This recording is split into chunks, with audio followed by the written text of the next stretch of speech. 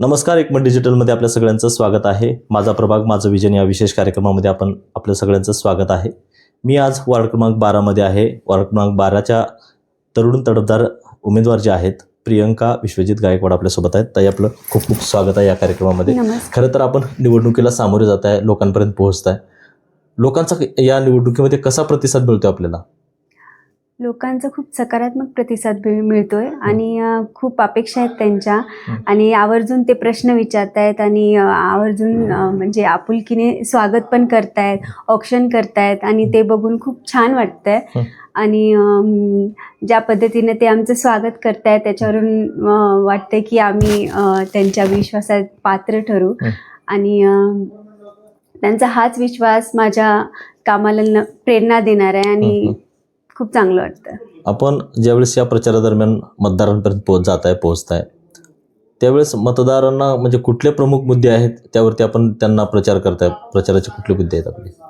प्रचारामध्ये आम्ही दर्जेदार रस्ते आणि स्वच्छ आणि मुबलक प्रमाणात पाणी पुरवठा कसा होईल माझ्या प्रभागातील नागरिकांना आणि कचरा आणि स्वच्छताचं व्यवस्थापन कसं करण्यात येईल आणि जे काही ड्रेनेज व्यवस्था आहे त्याचे व्यवस्थापन कसे करण्यात येईल आणि ज्या काही महिलांसाठी युवकांसाठी सुखसुविधा उपलब्ध करून देणे आणि माझ्या प्रभागामध्ये जे ज्येष्ठ नागरिक आहेत त्यांच्यासाठी पेन्शन उपलब्ध करून देणे. कारण आम्ही प्रभागामध्ये फिरत होतो तेव्हा बऱ्याच ज्येष्ठ नागरिकांना पेन्शन मिळत नाही आहे आत्ता सध्याला पण, आणि ते उपलब्ध करून देण्याचं बी काम आम्ही करणार आहोत. आणि असे बरेच मुद्दे आहेत. आणि ते महापालिकेमध्ये तुम्ही जर निवडून आलात तर महिला आणि युवकांसाठी काय म्हणजे आपलं विजन असणार आहे? महिलांसाठी बचत गटांना त्यांना ताकद देण्याचं काम आम्ही करणार आहोत आणि त्यांना घर बसल्या कशा हातात अशी कमाई येईल अशा त्यांच्या घरगुती उद्योगांना आम्ही चालना देणार आहोत. आणि आपल्या प्रभागामध्ये जर पाहिलं तर कचरा, नाली, ड्रेनेज अशा अनेक समस्या आहेत. आपण निवडून आलात तर पहिला कुठला जो समस्या आहे त्यावरती पहिला सुरू काम आपण करणार आहे?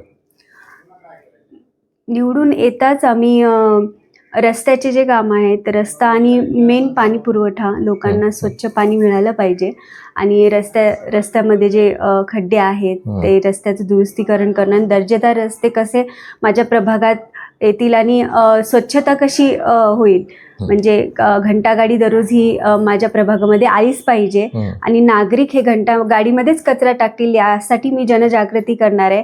कारण रस्त्यावर कचरा टाकून, नालीमध्ये कचरा टाकून ते नाली मग साचून जाते आणि दुर्गंधी वगैरे पसरते. त्यामुळे ते जनजागृती करणं ही खूप महत्त्वाची आहे असं मला वाटतं. मधल्या काळात जर आपण पाहिलं तर महानगरपालिकेवरती प्रशासक राज्य होतं, त्यामुळं शहराचं किती नुकसान झालं आपल्याला असं वाटतं? प्रशासक राज्यामध्ये आता जे नगरसेवक निवडून आलेत त्यांना आपण काही म्हणजे अधिकार नसतो, सगळं प्रशासकीय अधिकार असतो आणि त्यामुळे त्यांच्या हातात असल्यामुळे कोणी काही बोलू शकत नाही आणि म्हणजे बऱ्याच समस्या ज्या आहेत त्या प्रभागामध्ये ज्या आहेत वाढलेल्या आहेत. तुम्ही निवडून आल्याच्या नंतर अधिकारी आणि लोकप्रतिनिधी याच्यामधला समन्वय कसा साधणार आहात? सर्वात महत्त्वाचं नागरिक आणि पालिका प्रशासनामध्ये समन्वय घडवून खूप गरजेचं आहे आणि त्या माध्यमातून माझ्या नागरिकांना कसं मी त्यांच्या समस्या कसं सोडवण्यासाठी मी त्यांच्या घराघरापर्यंत जाऊन ज्या काही त्यांच्या समस्या आहेत त्या सोडवण्याचा मी प्रयत्न करणार आहे आणि त्यांची मने जिंकण्याचा मी प्रयत्न करणार आहे. आता महिलांसाठी मागच्या काळामध्ये जर पाहिलं महानगरपालिकेकडनं सिटी बसच्या मोफत देण्यात आल्या होत्या, तशी काही आपली योजना आहे का? महिलांसाठी योजना आम्ही निवडून येताच त्याच्याबद्दल आम्ही काम करणार आहोत आणि ते तुम्हाला दिसेलच पुढच्या काळामध्ये. विरोधकाकडून आपल्याला असंही म्हणजे म्हटलं जाते की म्हणजे मुंबईचे आहे उमेदवार, ती लातूरमध्ये येऊन काम करते, म्हणजे ते काही तर राहणार आहे का, असे बरेच आरोप आपल्यावर केले जातात. काय उत्तर देणार त्याला? मुंबईची तर नाही आहे, माझा इथेच जन्म झाला आहे, इथेच माझं शिक्षण झालं आहे, माझं माहेरही इथेच आहे आणि सासरीही हेच आहे आणि आमचं मूळ घर हेच आहे. त्यामुळे बाहेरचा तर प्रश्नच नाही आहे. तुम्ही विचारू शकता सगळीकडे.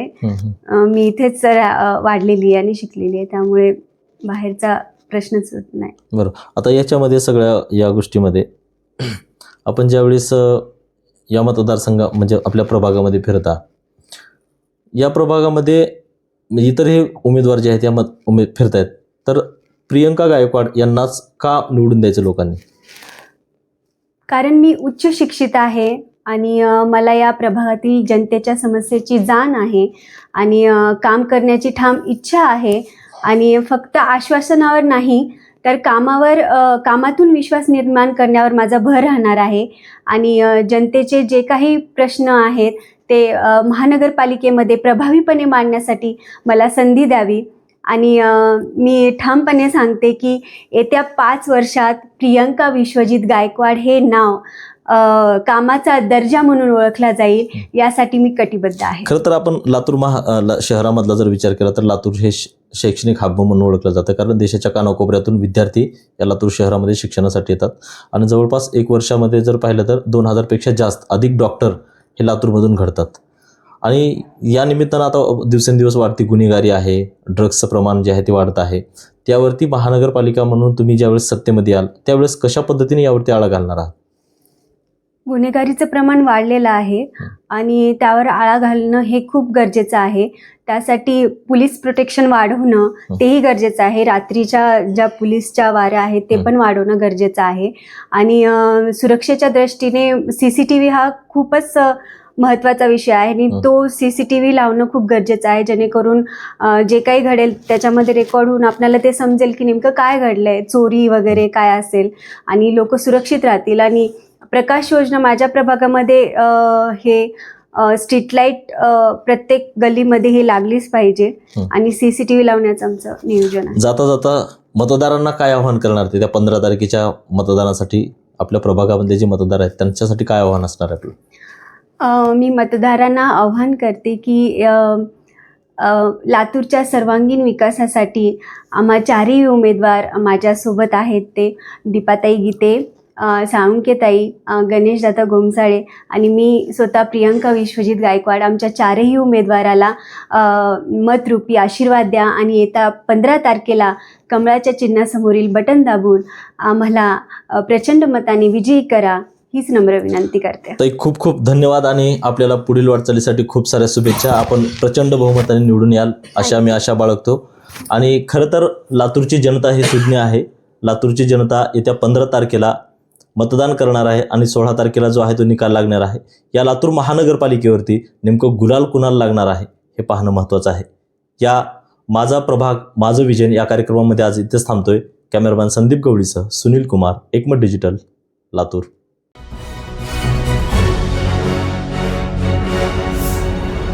Thanks for watching Ekmat Digital.